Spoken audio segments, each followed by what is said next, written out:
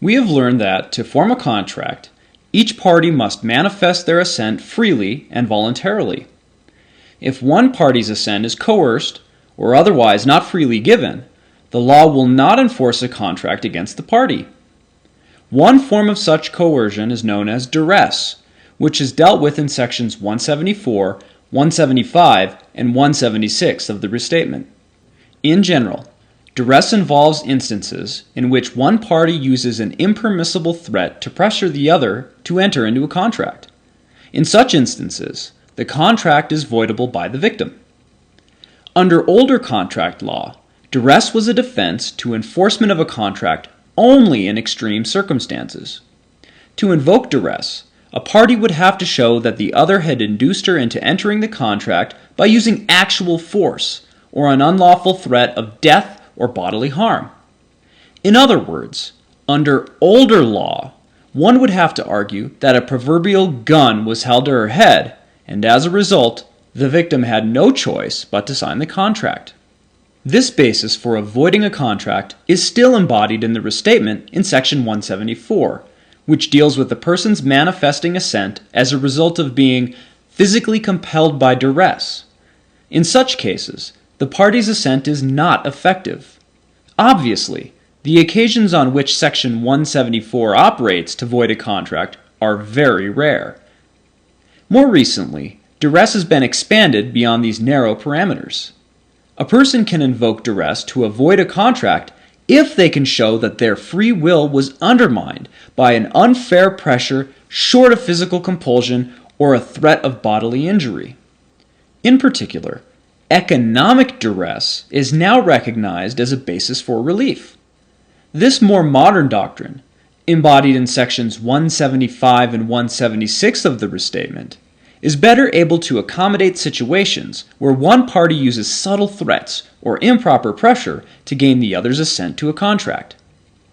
Subpart 1 of section 175 of the Restatement sets forth two requirements for duress. First, a party must show that its assent to a contract was induced by an improper threat.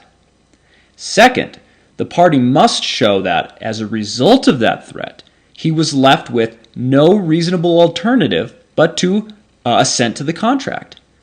If these two requirements are established, then the contract is voidable by the victim. Note that because the contract is voidable and not automatically void, the victim can choose to follow through on its contractual obligations and seek compensation for the perpetrator's wrongful act in other ways, such as in a tort suit.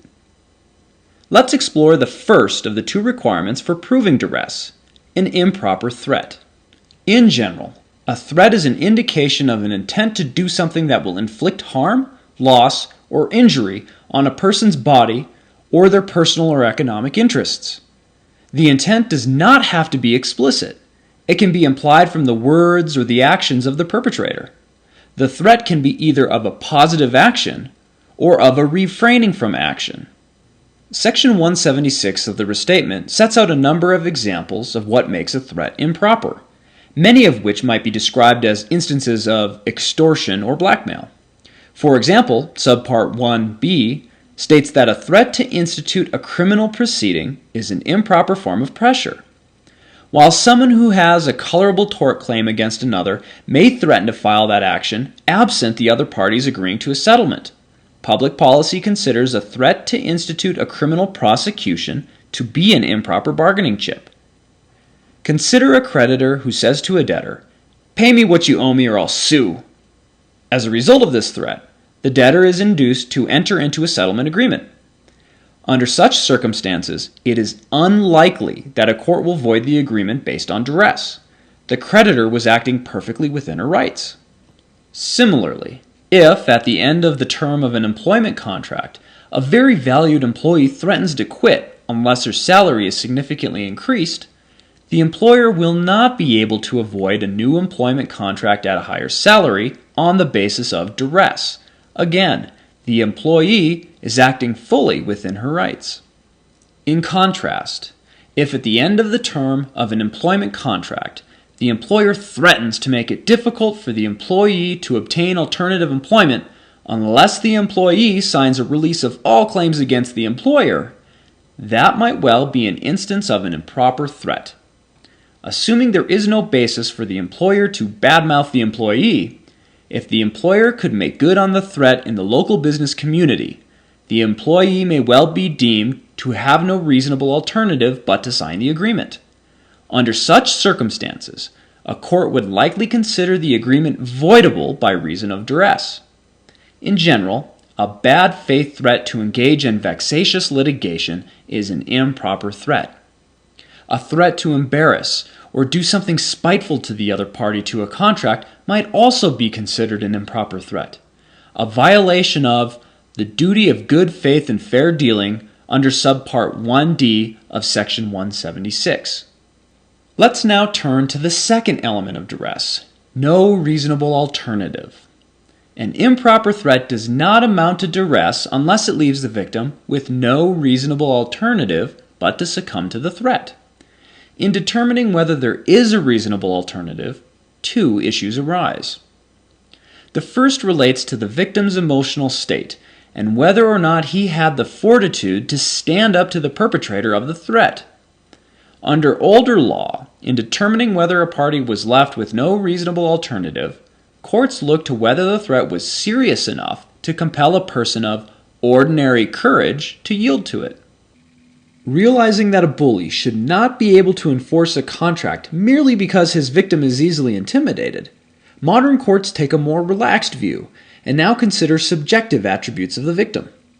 The modern test is whether, under the circumstances, the duress substantially overcame the free will of the victim, leaving him no reasonable alternative but to acquiesce. As noted in comment C under section 175, persons of a weak or cowardly nature are the very ones that need protection. The courageous can usually protect themselves. But in addition to considering the emotional fortitude of the victim, there is a second issue that bears on whether the victim had a reasonable alternative. That issue concerns the exigencies in which the victim finds himself. If the victim faces financial ruin were the perpetrator to follow through on the threat, then a court might well conclude that the victim had no reasonable alternative but to succumb to the threat and sign the contract. So let's consider two cases. First, assume that Joan enters into a contract with Bill, whereby Bill will supply 1 million widgets to Joan's factory on January 1st at a cost of $1 per widget. Joan is purchasing the widgets to fulfill a contract with the federal government, her major client, performance of which comes due on January 15th. On December 31st, one day before he's contractually bound to deliver the widgets, Bill calls Joan and states that he refuses to supply the widgets unless Joan signs a new contract, whereby she agrees to pay $2 per widget. If Joan signs the new contract, will she have the defense of duress available to avoid the new agreement? Stated in terms of the doctrine of duress, did Joan have no reasonable alternative but to sign the contract? The answer is, it depends.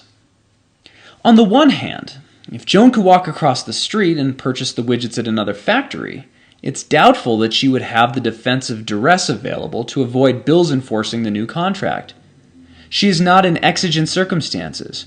Rather, she could refuse to succumb to Bill's extortionate threat and go buy the widgets somewhere else and sue Bill for breach of contract. On the other hand, if there is no alternative source of widgets, Joan might agree to the new contract in order to avoid breaching her own agreement with her major client. Under such circumstances, a court is more likely to determine that Joan had no reasonable alternative but to agree to buy the widgets at a higher price. Accordingly, a court would likely conclude that the new agreement with Bill is voidable under the doctrine of duress. One problematic aspect of the modern concept of duress is distinguishing between economic duress, on the one hand, and simple hard bargaining on the other. In general, a seller may refuse to sell property to a buyer, or only to sell at an exorbitantly high price, even though the seller knows the buyer is desperate to make a deal. In general, parties are free to drive as hard a bargain as they wish. So let's consider an example. Suppose that Bill is desperate to sell his restaurant because he needs the money to pay for a life-saving operation for his son. Jane is aware of Bill's situation and knows that it'll be hard for Bill to find a buyer in the current market, and as a result, offers to buy the business at a below-market price. Because he's desperate, Bill feels he has no alternative but to accept Jane's lowball offer. Though Jane has taken advantage of Bill's unfortunate plight, the only threat involved is Jane's refusal to enter into a contract other than at the lowball price that she's offered. In general, unless one party is responsible for the other party's desperate plight, that party's taking advantage of the desperation of the other party is an example of hard bargaining and not an improper threat.